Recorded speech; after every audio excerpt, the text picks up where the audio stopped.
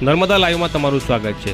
સરકારની આરટીઈ યોજના હેઠળ પ્રવેશ મેળવવા માટે નાંદોદ તાલુકાના 4 ગ્રામ પંચાયતોના તલાટીઓના નકલી સહી સિક્કાના ઉપયોગ મામલે 2 મહિલા સહિત કુલ 5 લોકો સામે રાજપીપળા પોલીસ મથકે બદામ ગામના તલાટી કૃષ્ણાબેન દ્વારા ફરિયાદ નોંધાવવામાં આવી છે। મળતી માહિતી અનુસાર બદામ ગ્રામ પંચાયતના મહિલા તલાટી કૃષ્ણાબેન શાહને ગાંધીનગરમાં ફરજ બજાવતા રજત પટેલે વોટ્સએપ પર એક આવકનો દાખલો મોકલ્યો હતો।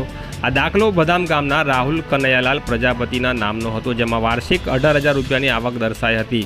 તપાસમાં આ દાખલો બનાવટી હોવાનું સામે આવ્યું હતું, ત્યારે પૂછપરછમાં જાણવા મળ્યું કે આ દાખલો ભચરવાડાના દર્પણ ઉર્ફે દિલીપ ચંદ્રકાંત પટેલે કાઢી આપ્યો હતો।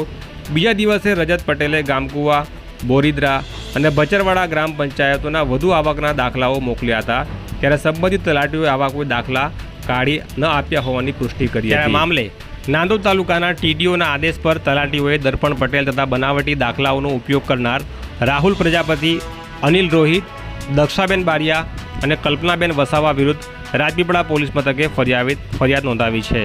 આ કૌભાંડમાં ગ્રામ પંચાયતના સિક્કાઓનો દુરુપયોગ થયો છે।